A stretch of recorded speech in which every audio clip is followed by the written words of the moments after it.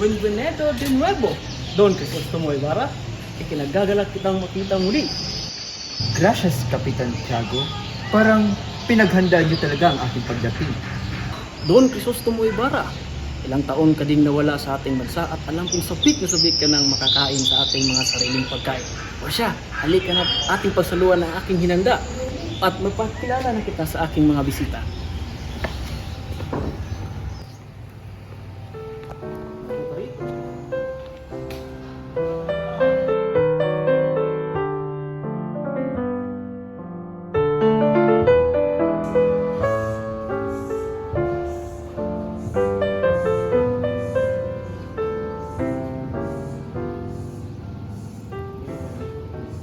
Ginoong Crisostomo.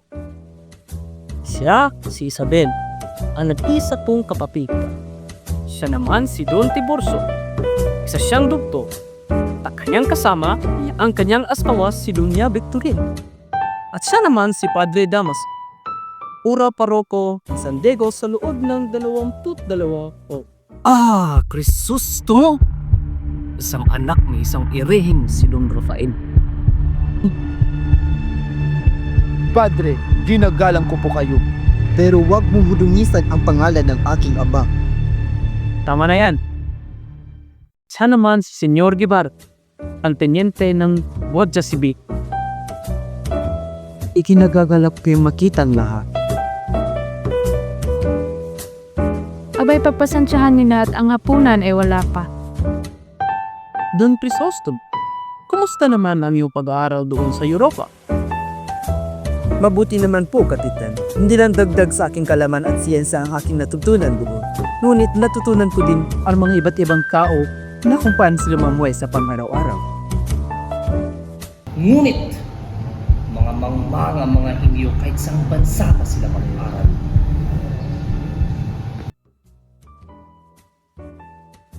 May tanong ko lang doon, Crisostomo. Totoo nga ba na maganda ang mga tinawil sa Europa? Hindi ko may pagkakaila na maganda ang kanilang mga tanawin sa ibang bansa. Pero mas nangingibabaw ang aking pagmamahal at pagtangkilik sa ating bansa na aking kinala.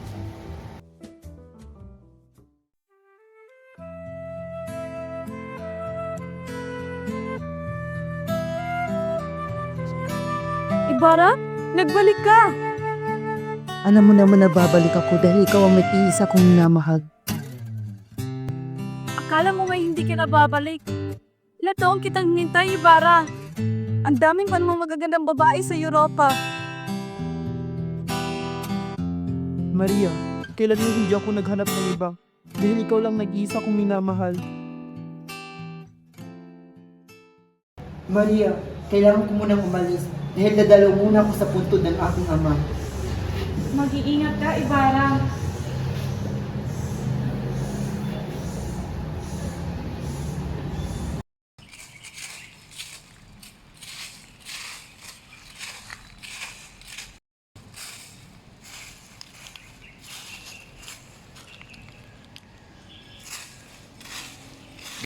Magandang araw, Ginoo. Magandang araw rin. Ano kailangan mo? Ay, upa, anak si Don Rafael. Tama. May nag-utos po kasi sa amin na ilipat ang labi ni Don Rafael sa libingan ng mga inchik. Ngunit, sa lakas ng ulan, ay tinapon na lang namin ito sa ilog. Pasensya at patawarin niyo po ako. At sinong huwad ang nag-utos sa inyo upang ilipat ang labi ng aking ama? Ang kura paroko ng San Diego. Si Padre Damaso. Mga huwad! Hindi ko palalagpas ang ginawa niyo sa aking ama!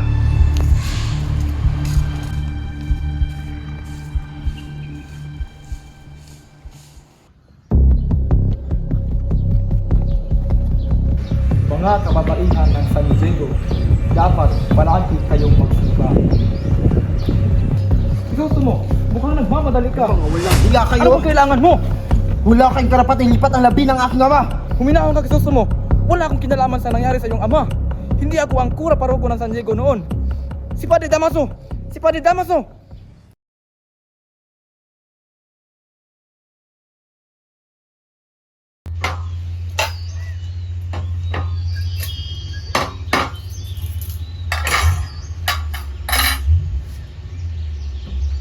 Nasaan na kaya yung mga anak ko? Bakit hindi pa sila umuwi? Anong oras na ba? Asa na kaya yung dalawang yun? Anong oras na? Crispin! Basilio, mga anak! Panubog ng araw pero hindi pa rin sila umuwi. Nasaan na kaya yung mga anak?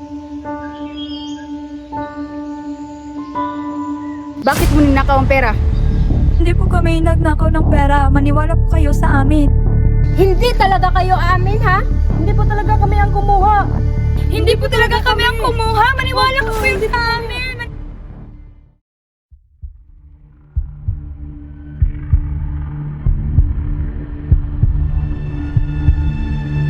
Ang aking mga anak sa loob ng simbahan. Nasaan ang mga anak ko?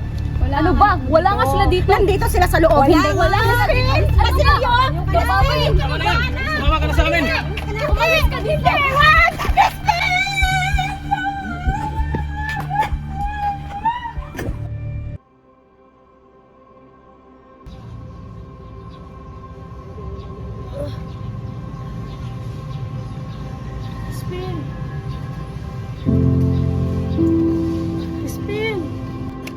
Crispin!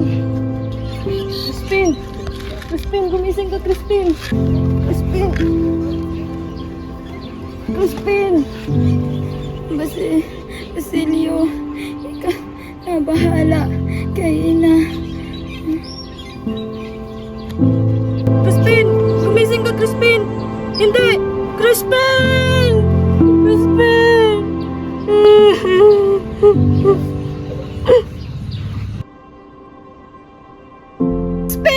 Basilio, natatakot na ako. Umuwi na tayo mga anak.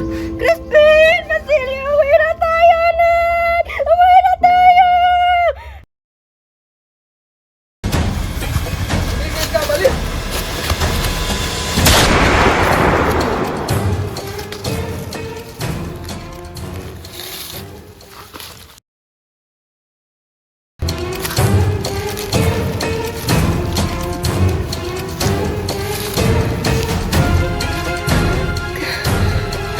Crispin, Basilio, mga anak, mahal na mahal ko kayo.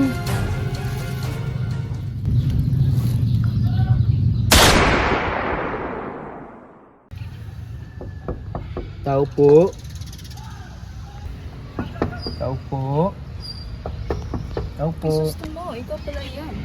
Magandang araw, Mang Tasyo. Ano bang sadya mo dito, Crisostomo? At napapunta ka dito?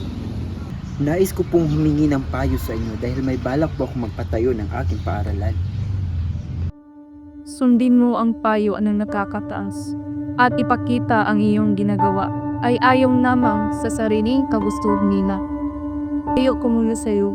Ayaw mo ko ka muna sa ulo ng mga nagmamarikaryan. Maraming salamat, Mang Tashi. Ako na po'y tutuloy na.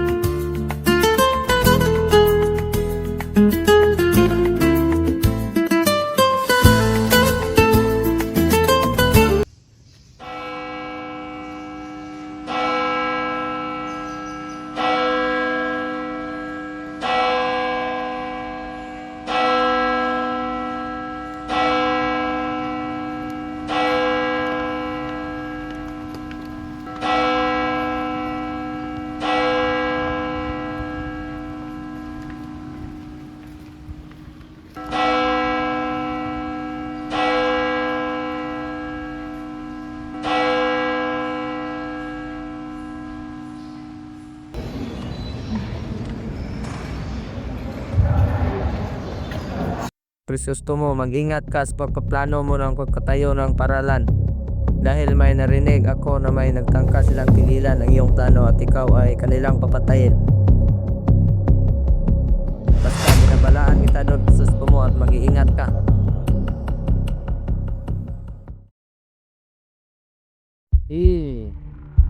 Kumusta na kaya ang labi ng iyong ama? Sang lupalot na kaya yun, napod ba? Tutuin mo lang ako, wag lang ang aking ama. Tama na yan, Crisostomo!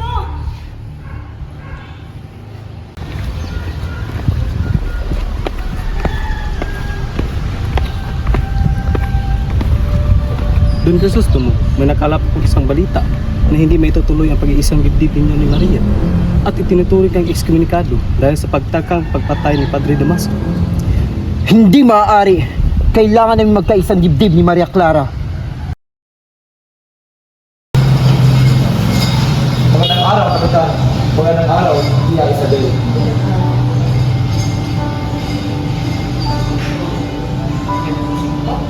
Kapitan, inaapoy ng lagnat ang iyong anak. Kiusap, Don Tiburcio. Pagalingin niyo ang aking anak. Kapitan, huwag kang mag-alala. Gagawin ko lahat ng aking mga kaya upang mapagaling lang ang iyong anak.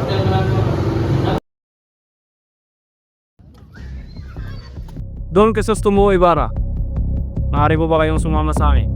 Ano? Anong ginawa ko?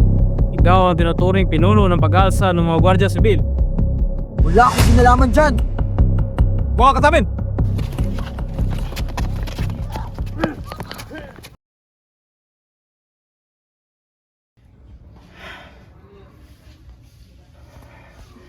Nasaan ba ako? Ba't ako nakagapos?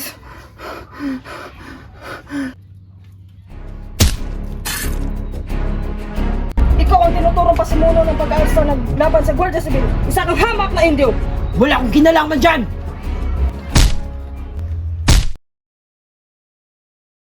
Alam niyo ba, si Maria Clara ang tanging binibini sa bayan ng San Diego ang may mabuting kalooban at di mapapantayang kagandahan. Yan ang gusto ko sa babae. Kapitan Tiago, siya po si Don Alfonso Linares de Espadana, kamag-anak ng aking asawa at mayan ni Padre Damaso. Magandang araw sa iyo, Kapitan, at lalong-lalo na sa iyo. Binibini Maya.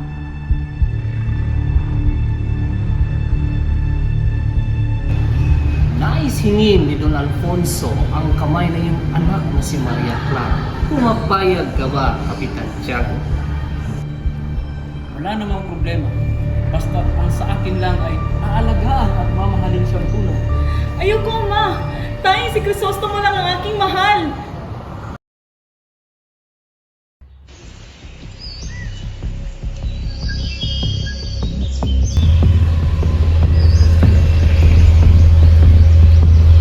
Yung gusto mo, gumising ka. Sino ka? Ako to, si Elias. Tatakas ko po kayo. Halika na.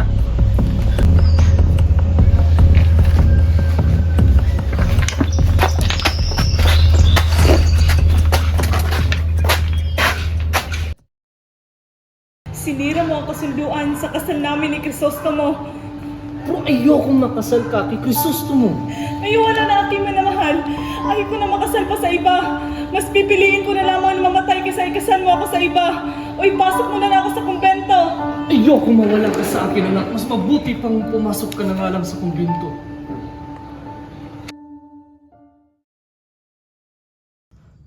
Maria?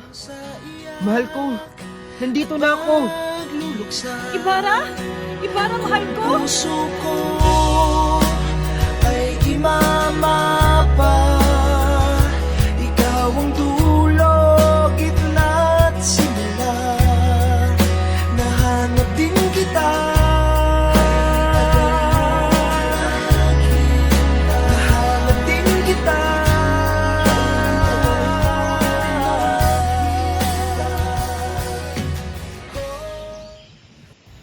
Nag-alala ako sa'yo. Anong nangyari? Anong ginawa na sa'yo? Maria, dinakit si Don Crisostomo at minugbog siya. Paano ka nakatakas? Tinulungan ako ni Elias upang tumakas. Maria, kumusta ka na? Ipinilit nila akong ikasal kay Don Alfonso. Ayaw ko. Ikaw lang ang mahal ko, Ibarra. Hindi ako papayag na ikasal ka sa iba. Pagkatapos ng galing ito, babalikan kita. Mag-iingat ka, Ibarra. At umikot man sa kawalan, sa bawat kailan, sino't sa...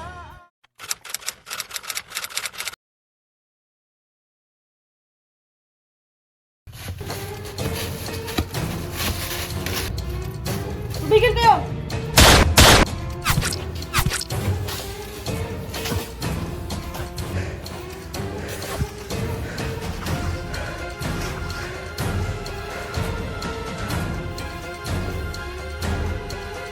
Ilyas, may tama ka. Huwag kang maglala doon sa gusto mo. Na place na ito. Halika na, tumakbo na tayo.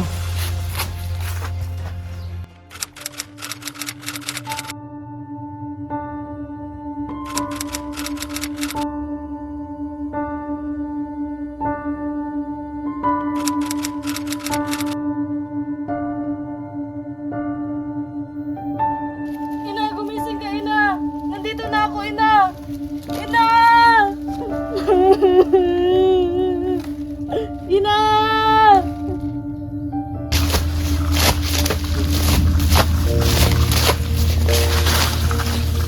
Ng maraming kahoy, ibunton mo sa bangkay naming dalawa ng iyong ina.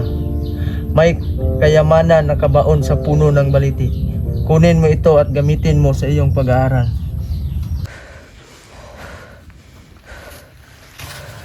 Hinihingal ako at babawian na ng buhay, hindi masisilayan ang bukang liwayway ng bayan ng aking minamahal.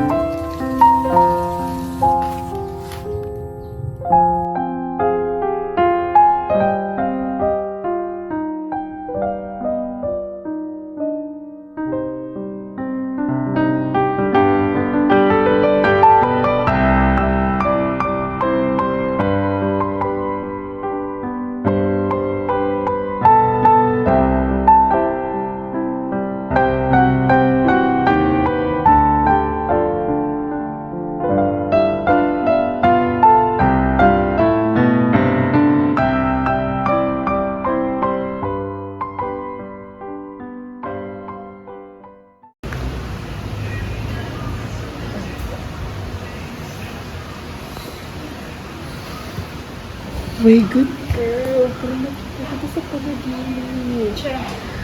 Napakadini. Let's go, girl.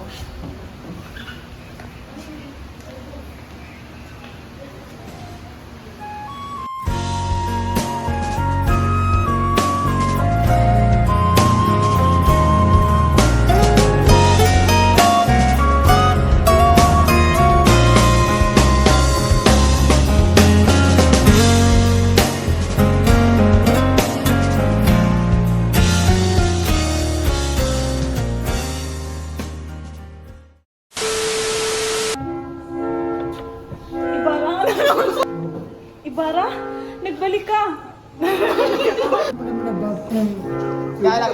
Tama na yan kasi ano na yung wait.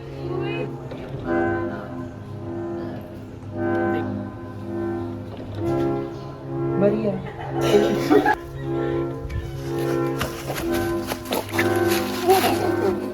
Na, wala kita, te! Behind the scene, guys. Behind the scene.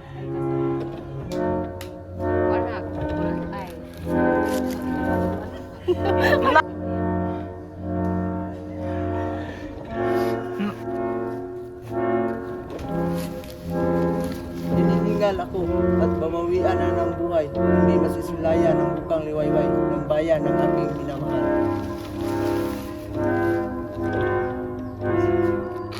Ibarra! Go!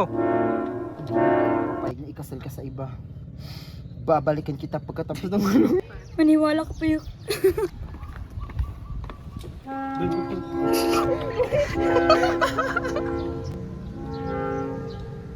Kinap? Asa to? Pero huwag mo, Luis.